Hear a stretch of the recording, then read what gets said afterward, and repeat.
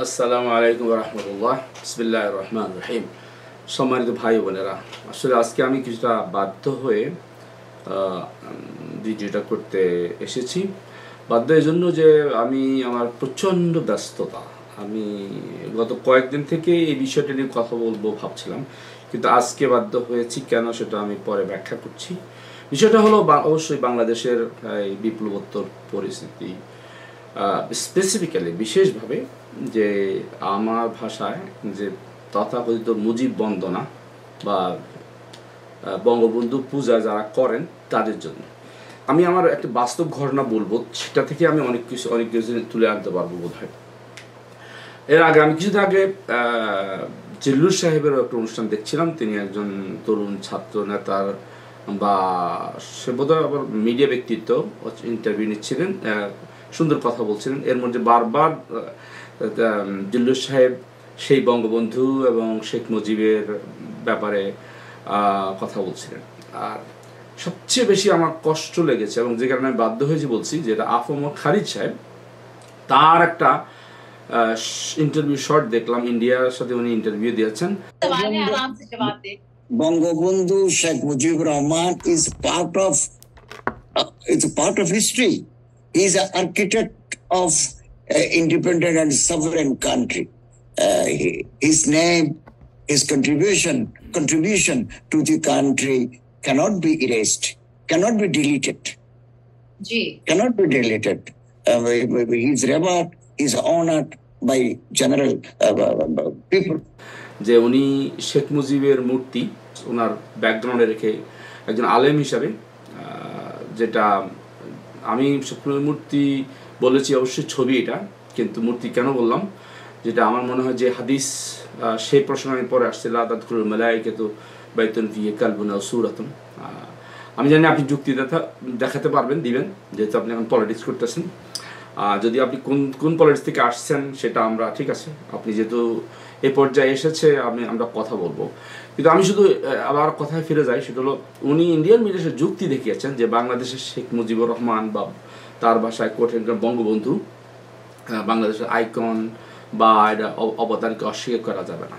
আমার মনে হয় আমার আলোচনার প্রসঙ্গ সেখানে। জিল্লুর সাহেব, আসিফ নজরুল সাহেব, মৌলভী আফম খালিদ সাহেব, আমরা কেউ শেখ মুজিবের অবদানকে অস্বীকার করতে চাই না। আমি ব্যক্তিগত চাই না, বা আমি মনে করি কেউ চায় না। কিন্তু যখন আপনারা একজন ব্যক্তিকে নাউজুবিল্লাহ খোদার পর্যায়ে নিয়ে যাচ্ছেন, দেখেন পূজার অর্থ কি, ইবাদত অর্থ কি?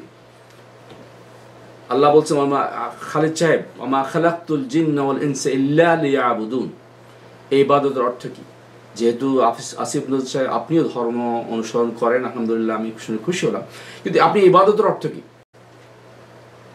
যে পূজা, একজন মানুষ সে যদি গাড়িকে, একটা প্রিয় গাড়িকে খুব বেশি মহব্বত করে, খুব বেশি যত্ন করে, মানুষ করে তুই এটা পূজা করিস। পূজার অর্থ এখানে আপনি যখন কোনো দিকে সীমার অধিকে নিয়ে যাবেন, এখানেই মূর্তি পূজার প্রশ্ন, এখানে শিরকের প্রশ্ন। আমরা শেখ মুজিবের অবদানকে অস্বীকার করি। হ্যাঁ, তবে এখানে আমি আমার একটা বাস্তব ঘটনা দিয়ে আমি বুঝাতে চাই। আমি যখন 1995 আমেরিকা এসেছি, আমি 7-8 বছর কমিউনিটি কলেজের শিক্ষকতা করেছি, অধ্যাপনা করেছি। তো এক সময় একটা ক্লাসে আমার যখন ক্লাস বিরতি থাকতো, তখন আমি স্বাভাবিকভাবেই কিছু সময় অডিটোরিয়ামে গিয়ে বসতাম। তো একদিন অডিটোরিয়ামে এক প্রফেসর, তিনি তার ছাত্রছাত্রীদেরকে নিয়ে ক্লাস নিয়ে অডিটোরিয়ামে বক্তৃতার ক্লাস নিচ্ছেন। তো আমি তো সবেমাত্র বাংলাদেশ থেকে আসলাম, আমার মাথায় সেই বাংলাদেশি সেট আপ। তো যখন বক্তৃতা দিল, ছাত্রছাত্রীরা একজন একজন করে স্টেজে গিয়ে বক্তৃতা দিচ্ছে। আমাকে যদি, আমি আমার জীবনে অনেক বক্তৃতা প্রতিযোগিতা বা বিভিন্ন রচনা প্রতিযোগিতায় যাচ্ছিলাম, অন্তত 20-30 জায়গায়, অনেক জায়গায় আমার জীবনের ছাত্র জীবন থেকে করে আসছি। এখানে আসার পরে আমেরিকা আসা গত 15-20 বছর পড়েছি এটা। তো ওই সময় যদি আমাকে কেউ স্বাভাবিকভাবে জাজ করা, যেটা বাংলাদেশে হয়তো আমি হয়তো এভাবেই করেছি, সেটা একজনের বক্তৃতা খুব বড় বক্তৃতা শুনলে তাকে হাই মার্ক দেওয়া, তার বক্তৃতা খুব ভালো লাগছে। কিন্তু আমি তখন ওই ভদ্রলোকে, ওই প্রফেসরের যেটা দেখলাম, যে তিনি প্রত্যেকটা বক্তব্যের সামনে একটা কমেন্ট করলেন। যেমন মনে করেন কারো বক্তৃতার সামনে দিলেন এনার্জেটিক, যেটা আমরা বাংলাদেশের বক্তৃতা, গা গরম বক্তৃতাকে আমরা খুব ভালো বক্তৃতা মনে করি, এটাকে এনার্জেটিক বক্তৃতা দিলেন, যেটাকে আমি সেই সময় আমারও খুব ভালো লাগছে। আরেকজনের বক্তৃতা সে দেখা সুতরাং দড়ায়মান হয়ে বক্তৃতা দিচ্ছে, কথা বলে হাত না পাড়া নাড়ছে না, কিন্তু তার বক্তৃতার সামনে ওই প্রফেসর লিখলেন ইনফরমেটিভ, যে সে আসলে অনেকগুলো খুব ভালো তথ্য দিচ্ছে। এভাবে প্রত্যেকটি বক্তৃতার সাথে তিনি একটা কমেন্ট লিখলেন যেটা তার সাথে ম্যাচ করে। এই শিক্ষাটা আমি আজকে 30 বছর লালন করছি, যে আমি আমাদের গুণকে স্পেসিফাই করতে হবে। বাংলাদেশের অবদানে শেখ মুজিবের অবদান ছিল। আমরা যদি অ্যান্থনি মাসকারেন্সের বই পড়ি, আমরা যদি ওরিয়ানা ফালাসি ইন্টারভিউ দেখি, আমরা যদি বিভিন্ন মূল্যায়ন দেখি, শেখ মুজিবের গুণ কি ছিল? 1 নম্বর হলো যে উনি একজন ভালো বক্তা ছিলেন। আমার মনে হয় কেউ যদি বক্তৃতা শিখতে চায়, শেখ মুজিবের বক্তৃতা শোনা উচিত। কেউ যদি বক্তৃতা শিখতে চায়, মার্টিন লুথারের বক্তৃতা শুনবে। তেমনি বক্তব্য শিকার ক্ষেত্রে শেখ মুজিবের অবদানের অস্বীকারী অর্গানাইজ করেছেন বা পিছন থেকে সাপোর্ট দিয়েছে, যেমন আমরা সিরাজুল আলম খান দাদার নাম জানি, বা এভাবে অনেক কিছু সমাজতন্ত্রীরা ছিল, ভারত তো ছিলই।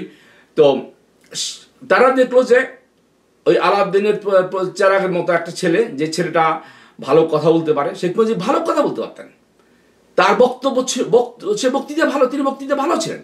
আর 2 নম্বর একটা জিনিস যারা আমি মূল্যায়ন পেয়েছি, যে তার প্রচন্ড সম্মোহনী শক্তি ছিল। এই জন্য আপনারা জানেন যে মুজিবের সামনে গিয়ে কথা বলার মতো কারো সাহস ছিল না। এবং যেটা আমরা অনেক বইতে পাই, যে অনেক লোক তার মন্ত্রিসভা থেকে মুজিবকে পা ধরে সালাম করতে, তার বয়সে বড়রা, যেটা শেখ হাসিনা সেটা অনুসরণ করেছে। প্রশ্নটা এখানে। এবং আরবিতে একটা কথা আছে, হাদিস না অবশ্য, আল আদাবু হুয়া ওয়াদউশ শাইই ফি মাহাল্লিহি। খালিদ সাহেব, আপনাকে আমি কথা বলতে চাই, ওয়াদউশ শাইই ফি মাহাল্লিহি, যে জিনিস যেখানে রাখা উচিত, যে কাজ যেখানে করা উচিত, যে সময় যে কথা বলা উচিত, সেটা করার নাম হলো আদব।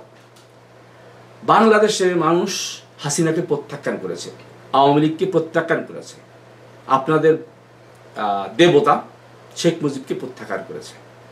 আপনারা যদি এখন শরম লাগে না, যেই বিপ্লবের মাধ্যমে আপনারা জীবনে এই পদগুলি বসতে পারতেন না, কিন্তু আপনারা যাদের রক্তের উপরে দাঁড়িয়ে আপনারা এই ক্ষমতায় আসছেন, তাদের সাথে বেইমানি করতেছেন না। আপনারা এই কুখ্যাত মুজিবের ছবি আপনার পেছনে রাখার, এখনই সরি, আমি মুজিবকে কুখ্যাত বলতাম না, আপনারা বাধ্য করেছেন। আমি মুজিবকে বঙ্গবন্ধু একসময় বলেছি।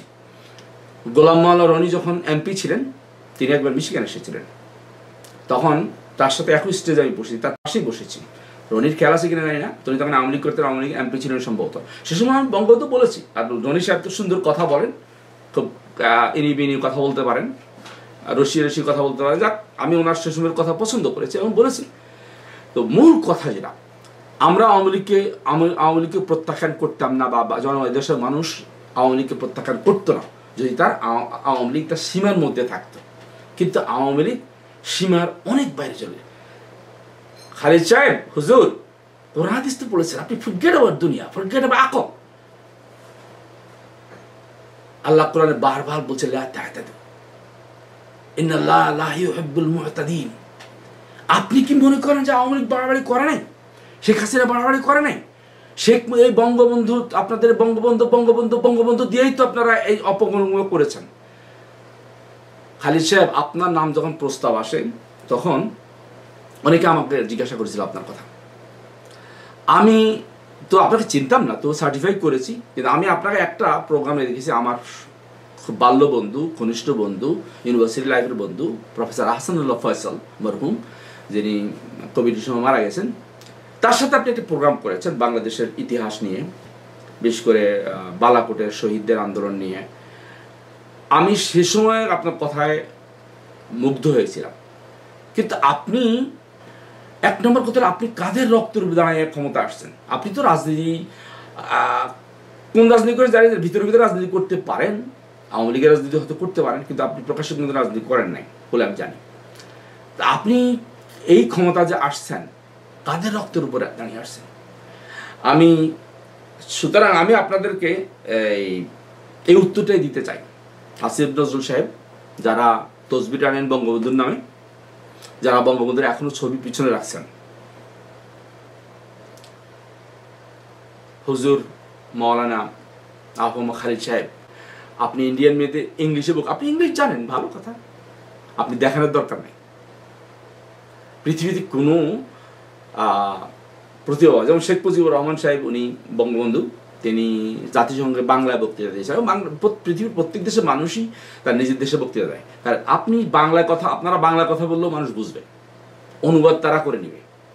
যেমন নাহিদ উপদেষ্টা, ইয়াং ছেলে নাহিদের ব্যাপারে অনেকেই স্বাভাবিকভাবে আওয়ামী গুন্ডারা চালাচ্ছে যে একটা ইংলিশ, সো হোয়াট, একজন মানুষ ইংলিশ না জানলে সো হোয়াট।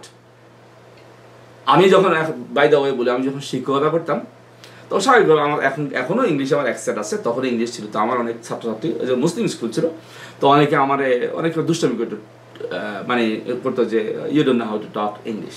তখন আমি তাদের কি বলতাম জানেন, at least I speak your language because you are born here. English is your language, but you don't speak even one word of my language.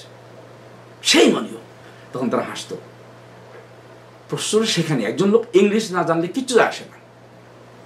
আর আমাদের বাংলাদেশের এই ইউরোসেন্ট্রিক মেন্টালিটি, কাইন্ড অফ গোলামি মেন্টালিটি ত্যাগ করতে হবে, যে ইংলিশ বললেই, ইংলিশ জানলেই একটা লোক আধুনিক হয়ে গেল।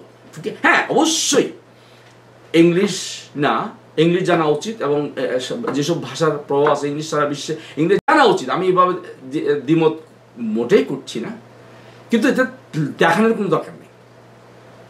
You don't have to show. Anyway, এটা প্রাসঙ্গিকভাবে বললাম। আমি শুধু ওই কথাই বলতে চাই যে আরবি যে মাহাল্লি, শেখ মুজিবকে যেখানে থাকার কথা সেখানে রাখেন। আওয়ামী লীগ গত 15 বছর যত অপকর্ম করেছে, সেই কারণে আওয়ামী লীগ যেখানে যাওয়া উচিত সেখানে নিয়ে যান। আপনারা বঙ্গবন্ধু পূজা করেন, 74 সালে কেন হয়েছে? বাসন্তীর কথা খেয়াল নাই? আহমদ খালিদ সাহেব, আমি জানি না আসিফ নজরুল সাহেবের বয়স তখন কত ছিল, আপনি আমার সমসাময়িক বয়সে হবেন। আপনার যে ডিপার্টমেন্টের যে নকিব নসরুল্লাহ, সে আমার ক্লাসমেট ছিল, তাকে জিজ্ঞাসা করে দেখতে পারেন। শুধু আমরা হয়তো সমসাময়িক, আপনি হয়তো আমার 1-2 বছরের সিনিয়র বা জুনিয়র হবেন, জুনিয়রও হয়তো হবেন। আপনি যে সময় বিচিত্রা লিখেন, সে সময় আমিও বাংলাদেশের পত্রিকায় লেখালেখি করেছি। আর আহমদ খালিদ সাহেব, আপনি তো আমার বয়সে বড় হওয়ার কথা, আপনি তো ইতিহাস জানা আর আমার চেয়ে ভালো জানার কথা, 74 সন তো আপনি ভালো দেখার কথা। কোথায় ছিলেন আপনি তখন? যে কেন ইসলামে অনেকের দৃষ্টিতে ছবি হারাম, ছবি তোলা হারাম, মূর্তির কথা বাদে আসেন। এই কারণে আপনাদের মতো কিছু লোক যে মুজিব পূজা করবেন, এই কারণে আপনি আলেম হয়ে মুজিব পূজা করতেছেন। আশ্চর্য ব্যাপার। আপনাকে আলেম হিসেবে আমরা সম্মান করেছি, করতাম, জানি না কতটুকু করতে পারবো। এবং আবারও বলছি, শেখ মুজিব যেখানে থাকা উচিত সেখানেই রাখেন, এত পূজা করার দরকার নেই। এটাই পূজা। আমি চ্যালেঞ্জ দিচ্ছি আপনাকে, আপনি কোন যুক্তিতে শেখ মুজিবকে আইকন মানেন? আপনি কেন শেখ মুজিবকে পূজা করেন? আমি সেটা জানতে চাই। সর্বশেষে আমি আরেকটা কথা বলি, একটা হাদিস দিয়ে। হাদিসটা হলো আদ-দাল্লু আলাল খাইরি কাফাইলিহি ওয়াদ-দাল্লু আলাশ শাররি কাফাইলিহি। খালিদ সাহেব, আপনি তো অর্থ জানেন। আসিফ নজরুল সাহেব, আপনি যদি আলহামদুলিল্লাহ ইদানিং ধর্ম পালন করছেন, ভাবিও ধর্ম পালন করছে, বা আপনার আসল ধর্মের প্রতি দরদ দেখে আমার ভালো লাগছে, কিন্তু দেখেন এখানে পরে আলোচনা করব, সেটা এক জিনিস, কিন্তু আপনি এখন রাষ্ট্রের একটা দায়িত্বে আছেন। আর দালু আলাল খাইর, এর অর্থ হলো কোনো কাজ যদি আপনি শুরু করেন, আপনি যদি এটা পথ দেখান, তাহলে যতজন ছিল অনুসরণ করবে, আপনি তাদের সওয়াব পাবেন। তেমনিভাবে আপনি যদি একটা খারাপ কাজের পথ দেখান, খারাপ কাজ যদি শুরু করেন, এটা যতজন অনুসরণ করবে, এটা গুনার ভাগে আপনি হবেন। এই হাদিসটা আমি আসিফ নজরুল সাহেবকে এই জন্যই বলতে চাই, যেহেতু আপনি ধর্ম পালন করছেন, আপনি সত্যি ধর্ম পালন করেন, রাসূলুল্লাহ সাল্লাল্লাহু আলাইহি ওয়াসাল্লামের শিক্ষাটা আপনাদের এখন একটা কাজ বাংলাদেশের ভবিষ্যৎ নির্ভর করবে। Thank you.